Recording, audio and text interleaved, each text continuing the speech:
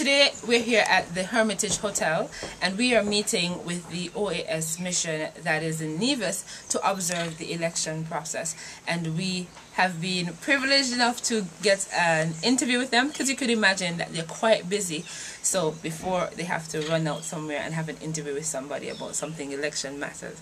We'll get right into it. We are here with Paul Spencer.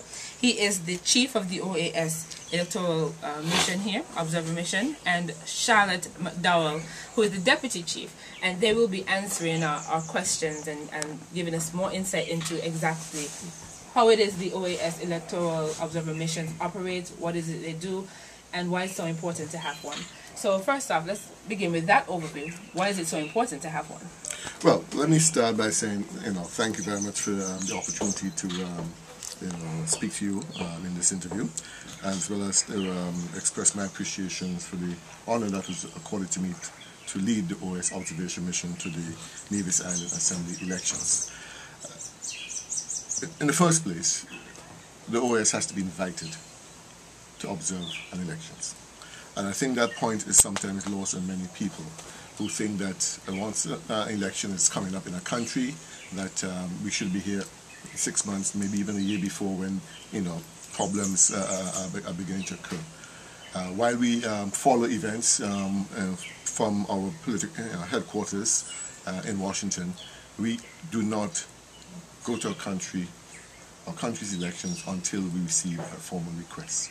And in this case, we got the request just about 2 weeks ago, and I believe that we responded affirmatively fairly quickly, and we were able to mobilize a team such that we arrived on Wednesday. Why do we come? Well, we observe elections not only in countries that have had challenges, especially countries that have moved from, and this is how our observation mission started. They were meant to look at countries that were moving from dictatorships towards democracies, and they needed to be assured that the practices that have been put in place were the correct practices. But we observe elections in countries that, as I say, face challenges, but we also like to do in countries that have best practices to offer. So we're here at the request of the federal authorities, and as I say, we do so based on a request from one of the legitimate authorities in the country, either the government concerned or the electoral commission or electoral tribunal, which is what happens in Latin America. It's the electoral tribunals that most often extend the invitation to us. So the electoral office here are the ones the one that invited you? Well, in fact, the invitation came from the federal authority. In this case, the cabinet secretary, chief secretary on behalf of the government, invited us to come to observe these elections, and we try to look at the whole process. And in that sense, we look at how the list of voters compiled, how the electoral offices run. We speak to all the political parties and candidates involved in the elections. We speak to civil society. We speak to the workers in the electoral office, and of course we interact with the media to get their perception of what's happening as well. So that's in a nutshell is what we do. I mean, as an observation mission, as the word indicates, we observe, we monitor.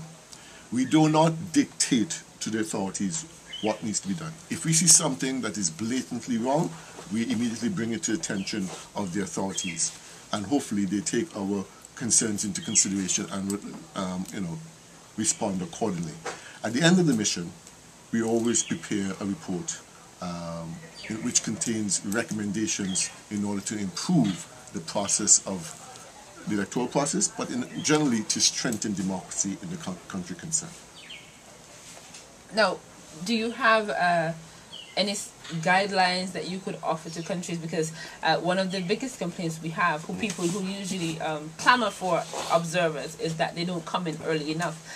While I understand that it's up to the local authorities to send that invitation, do you have any guidelines that would suggest that maybe, if possible, they invite you earlier? Well, we have to await an invitation from the authorities. I know that in many countries, the opposition oftentimes indicate and express a wish to have an observation mission, and sometimes they express that wish much early in the game, but we cannot regrettably act based on a request from an opposition party. We have to act based on requests from the authorities, because it's very important to us. When the OAS began the whole process of being involved in electoral observation, there were two stipulations that were made by member states in designing the program. One, that the OAS will not observe an election unless invited to, and secondly, we cannot use our regular funds. We have to use external funds or voluntary funds for that purpose. So every time we receive an observation mission, we have to go out and raise funds. And that sometimes also prevents us from coming in as quickly and as rapidly and as in as full of force as we would like. Because, you know, we have to put together a proposal, we have to send it out, we have to raise the funds. Fortunately, in this instance, we were able to mobilize resources quite quickly, and hopefully by the time we get back to Washington, all of the resources for this mission have been made available to us. And it's a situation that requires us to act very prudently.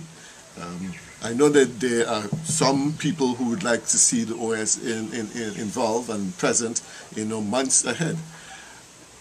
Let me say that in the presidential system, where the dates of the election are known in advance, and you get an indication months in advance from the country that they would like us to have an observation mission, then we can begin planning accordingly. This is what is happening in Guatemala, where almost 6 months ago we knew that we were going to be asked, we were asked to observe the elections, which are taking place in September. In the parliamentary system, as you know, the elections are sometimes called with 3 weeks' notice. The minimum required under the constitutions. And that doesn't give us a lot of time to mobilize resources to have a large mission or to have a mission as quickly as possible. So that in terms of our guidelines, the two that are important are: one, we have to await an official invitation, and two, we have to use external funds or voluntary